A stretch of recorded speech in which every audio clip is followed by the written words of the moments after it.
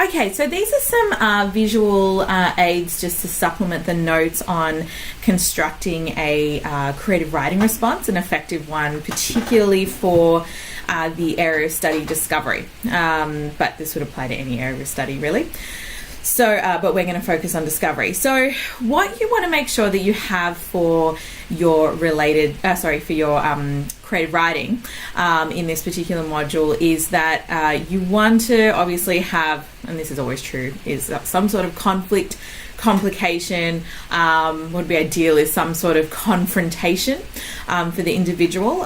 So to illustrate the fact that discoveries can be confronting and provocative, and then have some sort of realization, transformation, character development that occurs in the text, in the story as well. Obviously, it's extremely important that you actually have strong links to the discovery module. Otherwise, you're going to really struggle to both link it in with the stimulus they give you, which is obviously going to be related to that sort of thing. And it would also mean that you wouldn't be linking it to the module rubrics, which is obviously what they're looking for. So this section, look, it's worth 15 marks, and a lot of students are pretty, I don't want to say freaked out, but you know, it's a weaker area overall simply because it's much smaller than all the other like essay writing and so on sections. So if you look at it in perspective, it's really only 15 marks out of 105.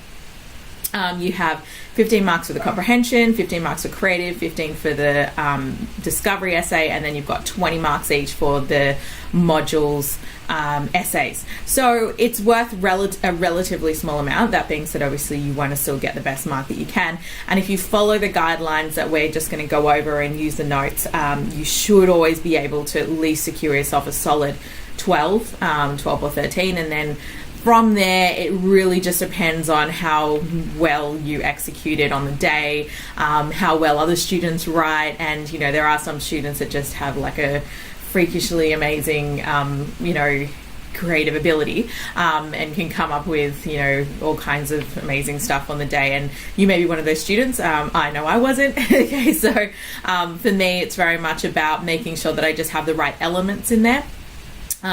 To at least be getting, like I said, a solid 12 or a 13, and then focus on the other sections where there's less subjectivity involved. So creative writing is definitely the most subjective section of the English paper, just because, you know, it's like anything. I mean, you can have 20 people that love a movie and 20 people that hate it, or same thing with a book. So it really just often depends on personal preference, but you can be sure that you'll get at least the, you know, sort of like the 12, 13 mark if you've got a well-constructed story, it's got good description in it, it has solid links to the concept of discovery, and it links well to the stimulus.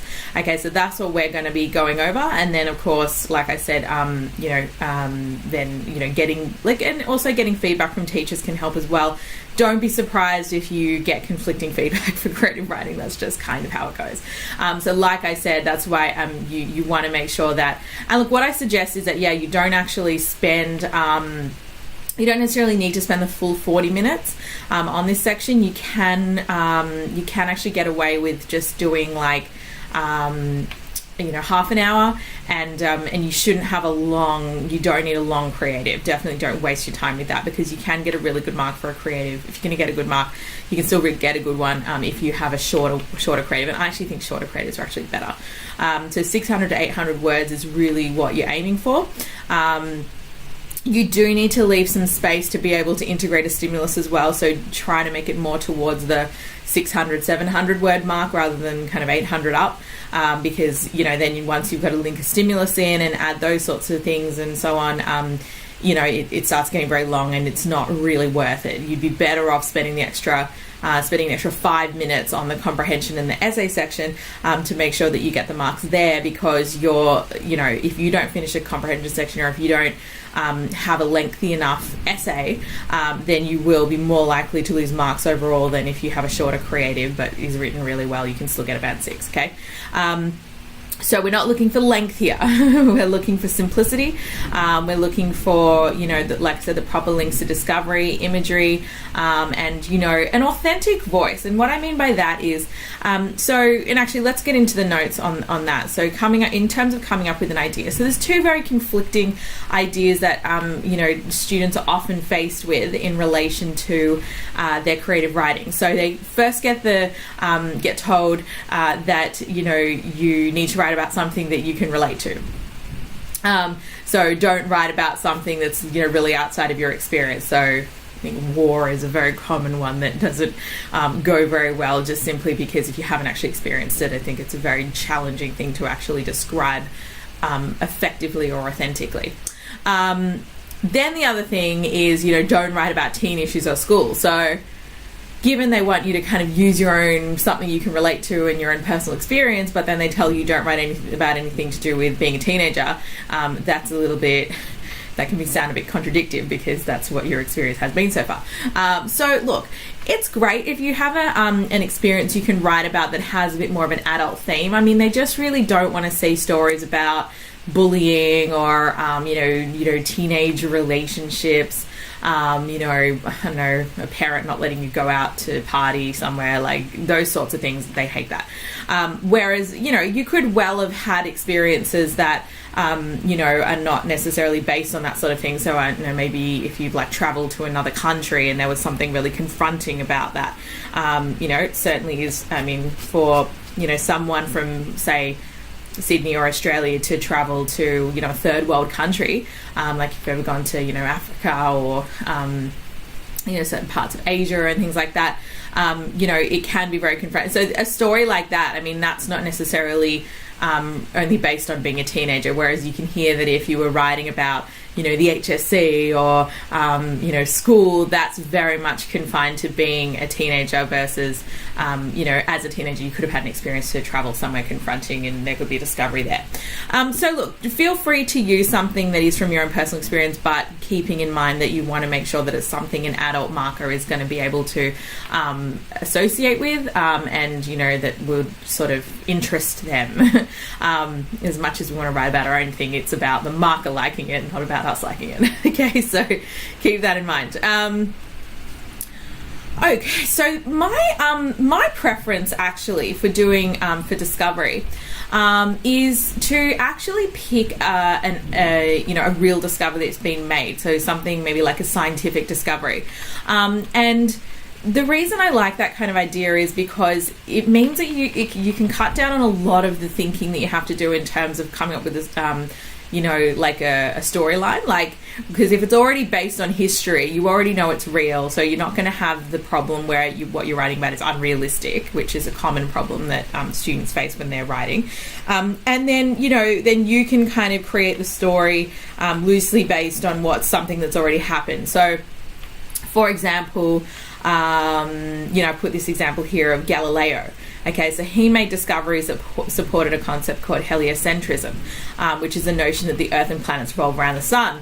But that was highly controversial for his era, so, they banded him as a heretic or something like that. So anyway, which basically just means he betrayed the church by saying something like that. So, a sample story that you might create from that is that you've got a scene where he's, peering through. So he actually invented a telescope. I think he invented a telescope. You might have to look that up, but that's something you'd research, right? So I'm pretty sure he did. So you'd have him maybe looking through the telescope up in the sky, discovering what's there, what does it look like, what sensation, and that's when you can start bringing the imagery in. So, and then this sort of brings us to how to actually plot your idea.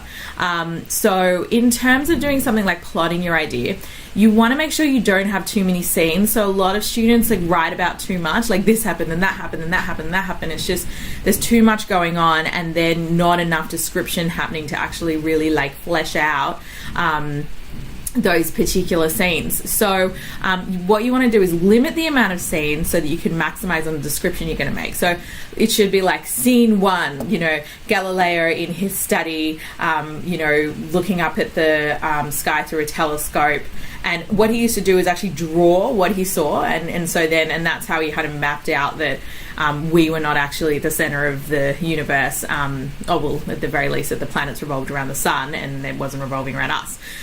So you could research how he actually came up with that, the drawings he actually did. You would draw them or anything, but you could describe him actually drawing them in pencil and filling it in and whatever. So that would give you plenty of time to be able to describe the setting. Okay, so where he is, so he's going to be, I'm sure it's just going to be a starry night. He's going to be in his room. Maybe it's kind of like a late summer evening, and he's obviously in Florence, in Italy. So you can kind of look up what a room may look like there. What would the room feel like? I mean, I'm sure if he's peering into the planets and looking at the stars, it's all very exciting, and so you want to create this environment of like wonder and curiosity, and obviously that's bringing in the concepts of the module. So think about how you would describe that, and then what you could do is you could literally just have almost the next scene where he's, his house has actually been, not broken into, but the religious kind of figures come in and take all of his stuff. Right, and then he's under house arrest and is no longer allowed to actually practice what he's doing anymore because he's been condemned on that basis. So he did set a trial. You could have a scene with a trial if you wanted to. You want to try and avoid scenes that are going to involve a lot of talking, just because, like, dialogue, it's fine to have dialogue, like, with one sentence or something. Like, I don't know, you could have the priest who's leading the raid on his house come in and go like, where is it, or something in Italian, which would kind of illustrate like a powerful dialogue but not have a lot of interaction happening. Because the thing with interaction and dialogue is that it starts taking over the description of your creative writing, and given you've only got like 600 words, you don't want to start wasting time doing dialogue. And I start finding once there's dialogue, it starts taking over the story, because you sort of feel like, oh, it's easy to tell what happened through talking rather than showing it through description. Obviously description is what they're looking for. So, the next thing could be that they're actually raiding his, house to gather these, sinful instruments that are going against the church. So, clearly you've got the whole idea that discoveries are, based on or like inspired by his like curiosity and wonder, and there's like a whole decision-making process and actually like pursuing this particular method of discovery or what he's discovering. But then you've got like how confronting that is for the society he lives in, given that they think it's tantamount to treason. It's going against the church and conflicting with the religious faith of the time. Okay, so that's where you sort of get, and look, what's ideal with your discovery story is that you have that duality, like you have that idea that it's both confronting as well as it can be stimulated by curiosity, wonder, it can provide opportunities and so on, right? So that's really that's ideal in relation to being able to kind of cover all your bases and have something that's a little bit more versatile. Another possible story you could look at, and again, you should, if you've done studies on particular scientists or discoveries or have a look, you think about something that interests you, that's great. This could really apply to anyone, and then you just pick the scenes that you want to do to actually describe it. Another example I quite like is Marie Curie, who discovered radium. And so what she originally did when she discovered that is that, it was for the benefit of humanity. So so one of the things that was developed as a result of radiation was something like the X-ray, which is an amazing discovery, something that really saves lives and helps people, obviously helps you see what's wrong with people so you can actually fix them. So really like a breakthrough in medical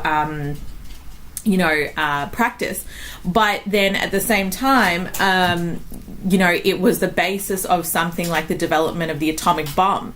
So, and of course, radiation causes cancer, which is what Marie Curie actually died of. So there's this whole irony there, because she developed something that was supposed to be for the benefit of humanity, but then actually also kind of developed this thing that kills people at the same time and killed her.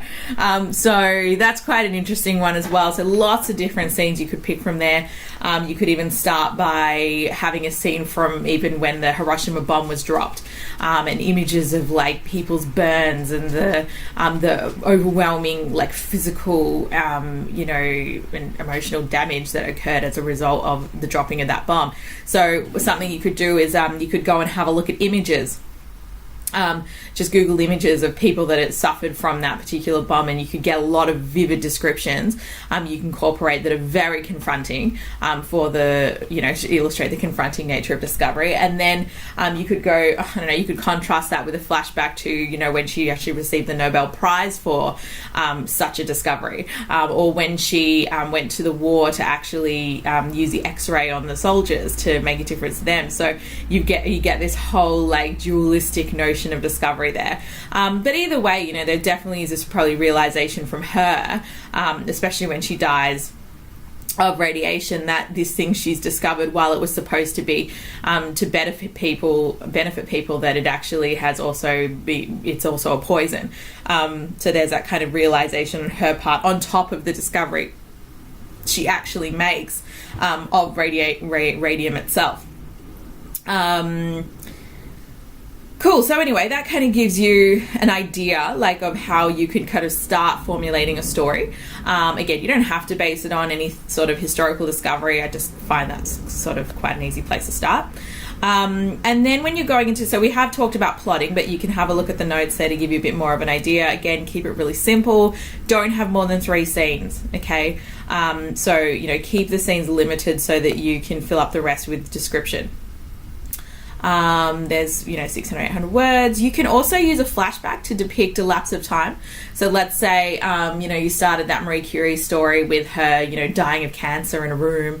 Then you could have a flashback to her winning the Nobel Prize or something. So that kind of gives you an idea of that dualism, but you don't need to be like, then this happened, then that happened, then that happened. It kind of allows you to do some time jumps. But make sure that when you do a flashback, you don't just go and put ... and then assume that the marker knows that you've done a flashback. Okay, you need to make it really clear. So a clear link would be, an example of a clear link would be something like if you had Marie Curie in the bed dying of cancer and you've described her hair falling out, nosebleeds, coffee, I don't know, whatever the symptoms are, you'd look it up. You would then have her kind of gently touch the gold, and then have a look at what a Nobel Prize looks like, and have her kind of reach for it or look at it, or have some kind of thing that connects her to the Nobel Prize, and then you'd have a flashback to the day that she got it or something. Okay, so you can see that, and I'm not saying do that story, I'm just saying that's a good example of how you would have a clear link between the present day to the flashback. Okay, cool. So I've gone into a little bit of detail about what kind of plot you'd have. So there is that one about Marie Curie. There's another random one of a guy, in a hospital. That one's obviously really simple. I just wanted to give you the idea of like how simple it could be. Okay, cool. Then, just follow the notes there about description. You want to show, don't tell. That's a really common thing to say.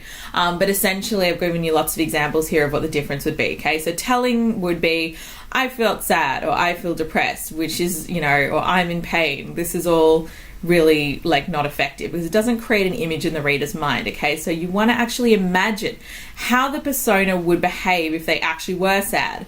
Okay, so it's almost a little bit like incorporate drama a little bit, but if you literally were experiencing that, have a think about what some of the things you might do, let's say, to show that, or that would demonstrate, because you look at someone and you go, oh wow, they look sad. How do you know that? Okay, so you think about the kind of things that they look like that would give that away. Okay, so head down, eyebrows furrowed, tears, shoulders slumped, etc. And then you start developing on, and obviously you wouldn't put like 4 things, you'd pick like a one and then you develop on it. Okay, so, something that shows sadness. My chin rested limply on my hand as I stared to the ground and saw a salty tear drop from my eye and splash in a small puddle on the ground. Okay, so you don't need to tell me that person's sad. I know based on the description, okay? So lots of things there, like especially use the emotions to actually flesh out description. Okay, so anger, excitement, etc. Okay, and then you've got obviously the senses that you can use, so smell, sound, taste, touch, etc.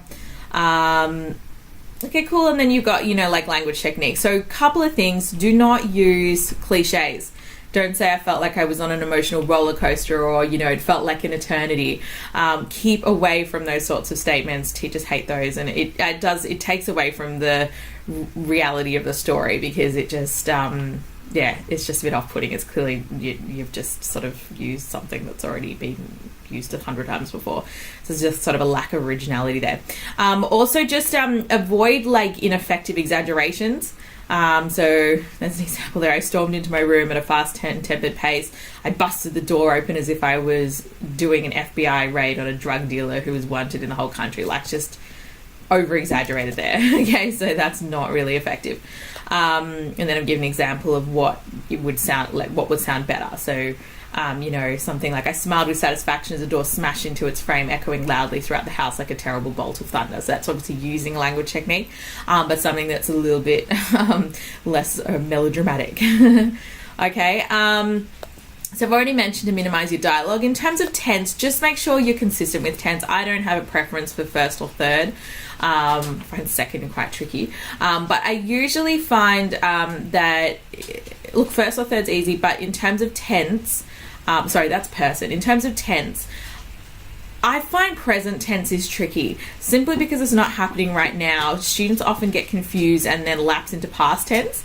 Past tense seems to be like a more natural tense of writing, given that like it's not happening right now, like I said. So you may be safest just to keep it on past tense, but you should experiment with both anyway. A motif is a really important thing to try and integrate into your narrative.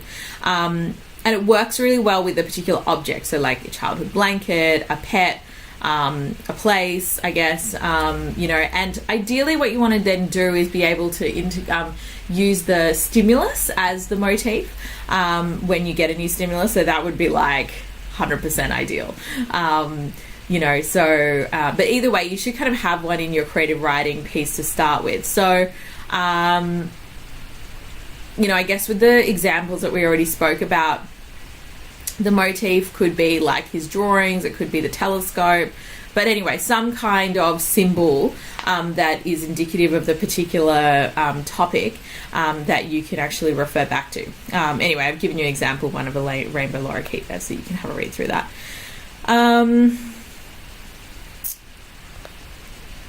Okay. Have at least 2 ideas ready to go. Okay, so then when you come to integrating the stimulus, when you get, like if you get a quote or a particular image, analyze it like it's a text. Okay, so what I mean by that is if you get an image of, I don't know, a compass, that's kind of boring, but anyway, we'll go with that for now. So have a look at, so it doesn't necessarily need to be a story about a compass. You don't even necessarily need to have the persona use a compass in the actual story, but what you do need to do is consider the idea behind the image and how it relates to discovery. Okay, so a compass is going to represent something like direction and something like finding one's direction. Okay, so now, and it also won't be enough for you to just be like, oh, I'll have then my character to talk about how they're lost and how they're finding their direction, either metaphorically or physically. Yes, you can do that, but you need to make at least one link to a compass specifically clear, even if it's in a metaphorical sense. Okay, so something like, this is going to sound a little bit lame, but I felt like a traveler without my compass or something like that. Okay, and obviously, we're not talking about a real compass, we're talking about it lacks direction, then you're using it metaphorically.